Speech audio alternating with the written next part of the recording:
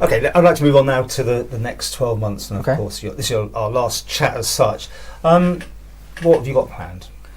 Well, I think the main focus over the next 12 months has absolutely got to be on recovering from COVID. There really isn't anything else. I mean, you've got the climate change bill that's going through, there's the sexual offences bill going through, there's a few pieces of big legislation relating to elections that are coming through, but really the focus, I think, for the next 12 months has to be on jobs, has to be on getting people back into employment, making sure that employment is secure, is well paid, is appropriate for the individual. That absolutely has to be our focus. And then there also has to be a focus on getting a lot of our services back up to business as usual. So within the health service, for example, a lot of that still isn't quite back to normal. I don't think it ever will be back to normal, but we have to work on getting us as close to that as possible. But the things you talk about all require money, and everyone's going to say there's no money in the kitty because we've had all these problems. Yeah. Do you not think it's going to be quite a different feel, though, for this last year? Maybe? No, in some ways perhaps, but I think actually what we've seen throughout coronavirus and throughout the other side of the virus really and the lockdown is the Treasury have been much more open to engaging in conversation about actually we may need to spend some money to get out of this. And you've seen that in the budget update. Yeah. Alf's announced his £100 million fighting fund essentially for dealing with economic recovery. So we're actually, I think, in a better place now because the government's finally woken up to the fact that sometimes you need to invest, and you need to invest in the future in order to create the future that you want. Feels like America after World War II, that sort of thing, getting straight in there and really pushing money into the economy. Absolutely, and that's probably the right thing to do. I mean, I would hate to have seen us go down the other route, which would have been drastic budget cuts, drastic slashing here and there, and I don't think that's been healthy when it's been done in other jurisdictions. I don't think the version of that we had on the Isle of Man over the last administration was healthy either. So I think this approach where we're not trying to spend your way out of a crisis, but when you're actually saying let's make sensible and reasonable investments in key parts of our infrastructure, in training, in apprenticeships, I think that's absolutely got to be the way forward. On the time we're recording this, we're waiting for an announcement from government today on the Thursday, but this will be going out after that. Have you got any views on opening up the island and that sort of thing? It's an interesting balance, actually. So does the party have a view as well, I suppose?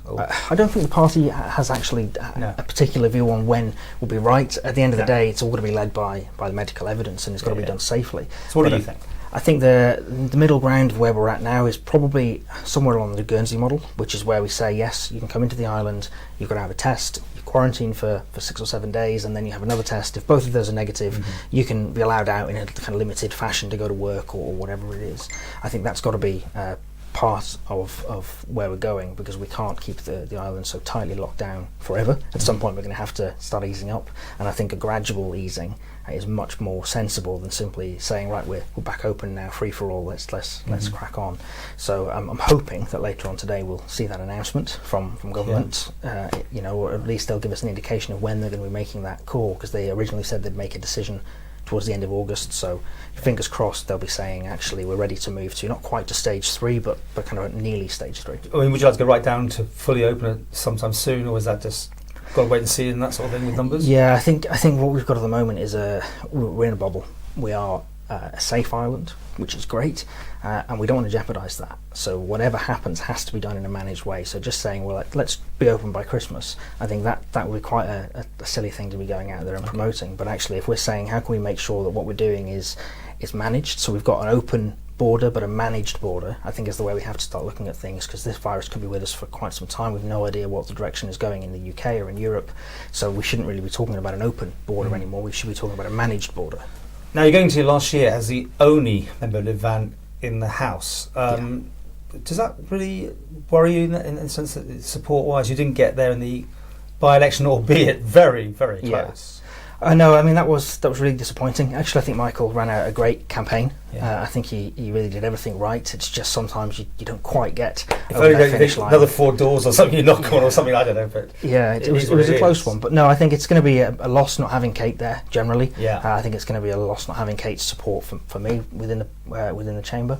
But our 2 new MHKs that have come into Douglas South, hopefully they'll be open-minded and liberal, and we'll see how they deliver. I mean, I've got every confidence that they will do the thing they've been elected to do, which means perhaps we're in a slightly better position now than we have been. And is your machine building up to the next election to get Liv Van potential candidates sorted? So we're already talking with interested people about candidacy for some local elections, for some national elections. So really, if anyone is interested in running, even if they don't want to run necessarily with the party or for the party, we've encouraged people to reach out and get in touch. We're happy to talk to anyone about potentially standing, to give them some advice or some guidance if they want it.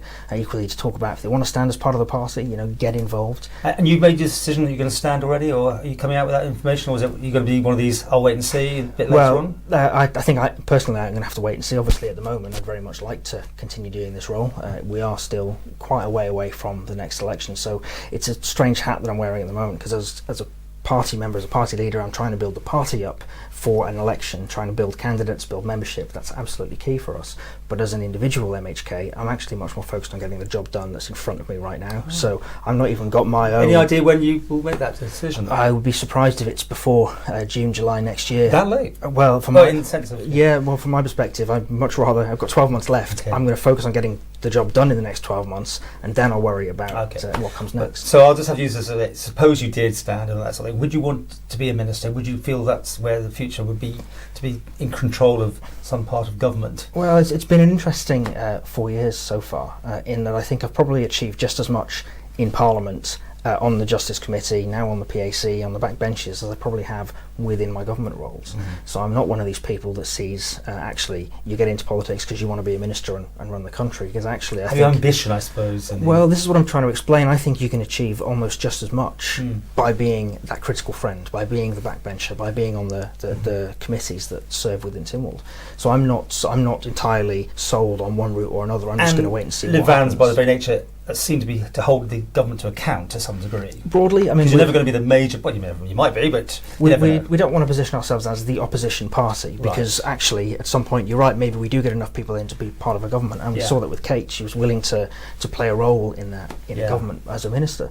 So I think that's the only sensible position we can take. Is when the next election comes around, we'll see how many members we've got. We'll see what the landscape is. We'll see who might be the next chief minister, and we'll decide at that point whether or not who'd you like we can work with them. That's a good question. It'll depend on who gets re-elected. True, but if you had the choice of all, it's got to be someone in there already, right?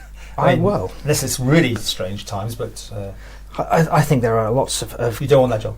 Oh no, fine. Sorry, I don't want that job. No, I've been very clear with my party that the only way that I would even consider running for it is if we had a sizable number of MHKs in there. It wouldn't make sense otherwise. Let's quickly talk about local issues for Ramsey. Things that happened, things you need to sort out. How are we doing with the old post office? Is that still getting the sort? Every time I go up there, it's exhibitions on, but I don't see it having a permanent use yet. Well, there's an agreement with the commissioners and that local charity, the Heart of Ramsey group, who are working on turning that into something more permanent. My understanding, though, is it is essentially being designed as that public exhibition space. So it seems to me that so no trendy wine bar or anything then. We'll have to wait and see on that, I suppose. No, there's a lot of stuff going on locally. We've just seen the plans released for the quayside, the development of the road there and the harbour wall.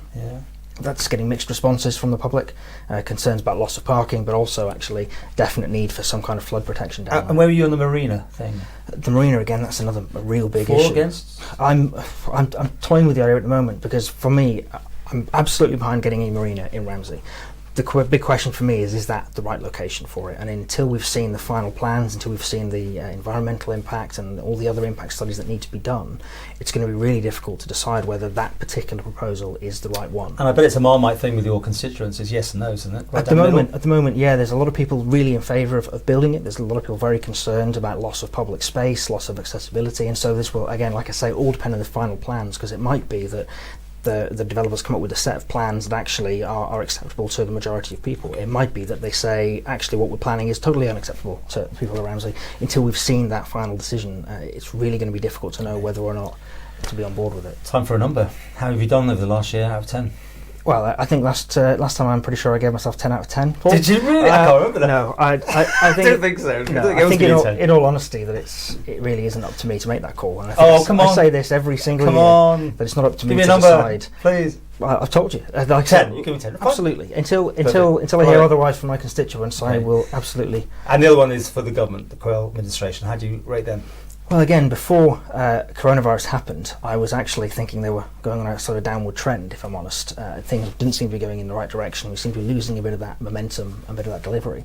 But the way they handled coronavirus, I think, was very, very good, very positive on the most. I think that the way they've come out the other side, and actually this new mindset we seem to have within Treasury, within the Council of Ministers, about actually delivering and getting some things done, getting us sort of 80-90% of the way there, and worrying about the final bits as as we're delivering. I think that worked really well throughout COVID, and it seems to be the mindset they have now.